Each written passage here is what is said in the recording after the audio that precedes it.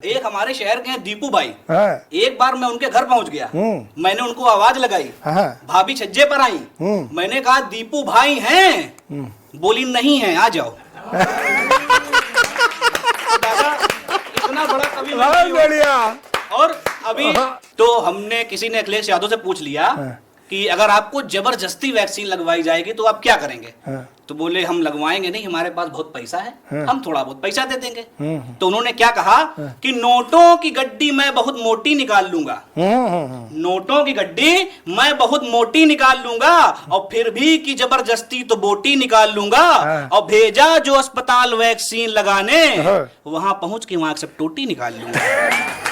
वहां पहुंच के वहां से टोटी निकाल लूंगा।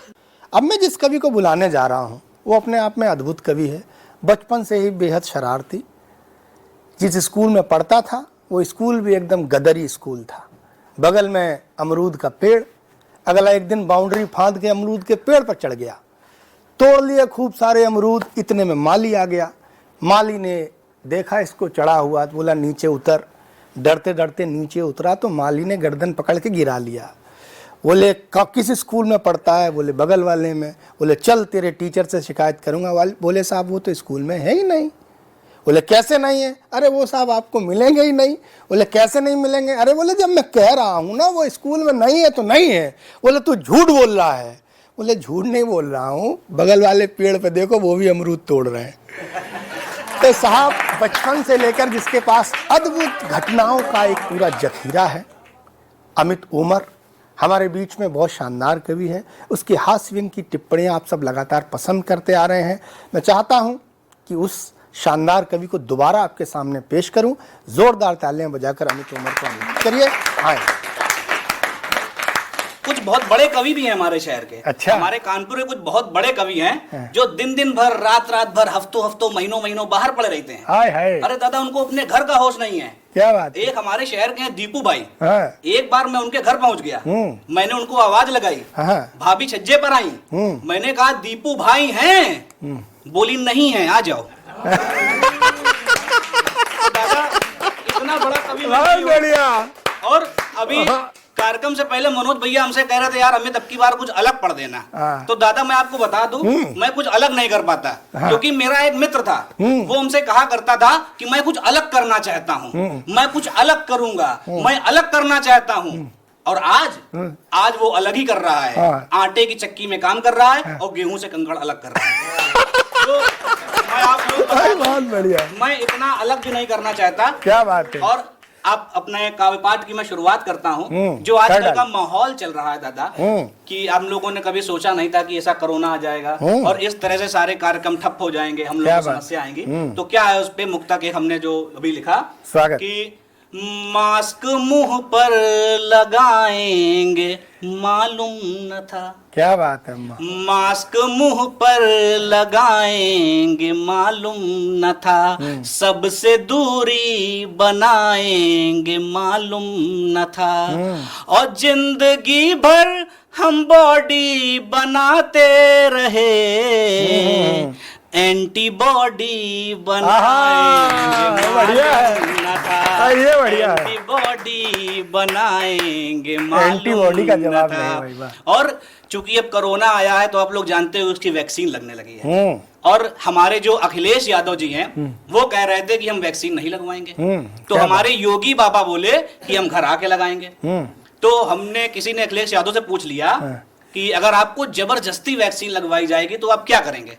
तो बोले हम लगवाएंगे नहीं, हमारे पास बहुत पैसा है, हम थोड़ा बहुत पैसा दे देंगे।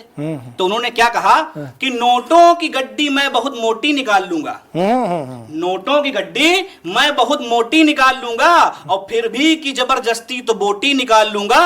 और भेजा जो अस्पताल वैक्सीन लगाने, वहां पहुंच के वहां से टोटी निकाल लूंगा।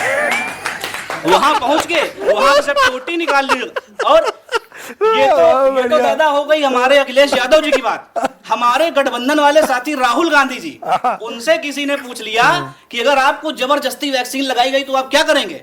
तो बोले वो नाराज हो गए। नाराज होके क्या कह रहे हैं कि करिए ना आप मुझसे ऐसी टॉक, चला जाऊंगा। करिए ना आप मुझसे ऐसी टॉक, चला जाऊंगा बंगले को अपने करके मैं लॉक चला जाऊंगा। और बोला जो मुझसे कोई वैक्सीन लगेगी, चिंतन करने में बैंकॉक चला जाऊंगा। चिंतन करने मैं बैंकॉक चला जाऊंगा। अच्छा दादा, कोरोना तो आया है, लेकिन एक चीज ये भी है कि आप लोग देख रहे हैं कि कोरोना बढ़ रहा है, और चूंकि 1 साल का हो गया है, चलने लगा है, कोरोना बढ़ भी रहा है। तो अगर कोई कोरोना से पूछे कि वो क्या चाह रहा है, तो कोरोना क्या कहेगा कि मस्ती में नशे में बहुत मैं चूर रहूंगा। कोरोना कह रहा है मस्ती में नशे में बहुत मैं चूर रहूंगा, यूपी हो या एमपी हो भरपूर रहूंगा, और बच्चे जवान बूढ़े मैं सबको सताऊंगा, बस मोदी जी की रैलियों से दूर रहूंगा। मोदी जी की रैलियों से दूर रहूंगा। क्या बात। तो ये कोरोना कह रहा है, ये स्थितियां चल रही हैं। और इसके बाद भाई वाह, सबसे बड़ी बात है कि इस समय आप लोग समझ रहे हैं कि योगी जी की सरकार है, काफी साल उनकी सरकार को हो गए हैं। और अभी हमारे बीच में सानी भाई साहब आए थे, वो प्यार मोहब्बत के गीत भी पढ़ रहे थे। तो मैं अपने लिए बता दूं, मैं प्यार मोहब्बत से हमेशा से दूर रहा हूं, क्योंकि बहुत पहले एक बार मैंने एक लड़की को देख के गाना गा दिया था। मैंने उससे कह दिया था कि अगर तुम मिल जाओ जमाना छोड़ देंगे। हमने कहा अगर तुम मिल जाओ जमाना छोड़ देंगे। वो स्कूटी में थी, बोली स्कूटी में बैठ जाओ तुमको थाना छोड़ देंगे। और मार पड़ेगी इतनी कि आप गाना छोड़ देंगे। तो तब से तो मेरा प्यार मोहब्बत वहीं खत्म हो गया। क्या बात। इसके काफी सालों बाद एक लड़की से हमको प्यार हुआ, लेकिन उसको हमसे शिकायत ये रहती थी कि आप हमको कहीं घुमाने नहीं ले जाते हैं। क्या बात है। तो मैंने उसको बताया, मैं उसको समझाने की कोशिश कर रहा था कि समझो आजकल क्या माहौल चल रहा है, योगी जी की सरकार है। तो मैंने उससे क्या कहा कि ना तेरे भाई ना ही डैड से मैं डरता हूँ। क्या बात है। ना तेरे भाई ना ही डैड से मैं डरता हूँ, जाने मन बस कभी होना ना सैड डरता हूँ, और चाहता मैं भी हूँ घुमा दो तुमको पूरा शहर, योगी के रोमियो स्क्वाड से मैं डरता हूँ। योगी के रोमियो स्क्वाड से मैं डरता हूँ। और चूंकि आप लोग जानते हैं कि मैं प्यार मोहब्बत से दूर हूं, और ऐसे लोग बहुत से होते हैं जो प्यार मोहब्बत में अपना सब कुछ खराब कर लेते हैं, और जब सब कुछ लुट जाता है तो एक ऐसा आशिक जिसने अपना सब कुछ प्यार में बर्बाद कर दिया, तो वो क्या कह रहा है जरा सुनिएगा। एक हजल के माध्यम से आप लोगों को सुनाना चाहता हूँ। वो क्या कह रहा है, हजल का जवाब नहीं भाई वाह, कि अब न नैना हमारे लड़ेंगे कभी, अब न नैना हमारे लड़ेंगे कभी, अब न नैना हमारे लड़ेंगे कभी, चक्करों में न ऐसे पड़ेंगे कभी, हो गई है कमी तन में अब खून की, हो गई है कमी तन में अब खून की, खत तुम्हें खून से अब लिखेंगे नहीं, अब न नैना हमारे लड़ेंगे कभी। और क्या कह रहा है, एक शेर सुनिएगा इसका। क्या कह रहा कि जान मैं ये गया जान लेता है इश्क, जान मैं ये गया जान लेता है इश्क, जान तुझको ना अब हम कहेंगे कभी, अब न नैना हमारे लड़ेंगे कभी। और जब बहुत समय प्यार में पैसा बर्बाद करके बिल्कुल हालत खराब हो जा रही है, हो जाती है, तो क्या कह रहा है कि खर्च कर कर के तुम पे भिखारी हुए, खर्च कर कर के तुम पे भिखारी हुए, अब नहीं प्यार में हम लुटेंगे कभी, अब न नैना हमारे लड़ेंगे कभी, चक्करों में न ऐसे पड़ेंगे कभी। और अंतिम शेर और आशिकी छोड़ी कब जाती है वो सुनिएगा, कि कर दी जब से पिटाई तेरे बाप ने, कर दी जब से पिटाई तेरे बाप ने, पास तेरे नहीं अब दिखेंगे कभी, अब न नैना हमारे लड़ेंगे कभी, चक्करों में न ऐसे पड़ेंगे कभी। अभी हमने एक बात की, तो हमारे देश के कुछ मंत्री ऐसे हैं, कुछ नेता ऐसे हैं जो अजीब तरह के बयान दादा दे देते हैं। अभी एक हमारे मंत्री जी थे, उन्होंने फटी जीन्स पे कोई टिप्पणी कर दी, तो गड़बड़ कहाँ पे है, दोष कहाँ पे, ये मैं अपने एक मुक्तक के माध्यम से बताना चाहता हूँ। वो सुनिएगा कि कुर्सी तक जो पहुंच गए वो नेता सारे गड़बड़ हैं, कुर्सी तक जो पहुंच गए वो नेता सारे गड़बड़ हैं और महिलाओं के कपड़ों पर बेवजह इशारे गड़बड़ हैं। कुर्सी तक जो पहुंच गए वो नेता सारे गड़बड़ हैं, महिलाओं के कपड़ों पर बेवजह इशारे गड़बड़ हैं और भूख गरीबी बेकारी कुछ दिखता नहीं कभी इनको।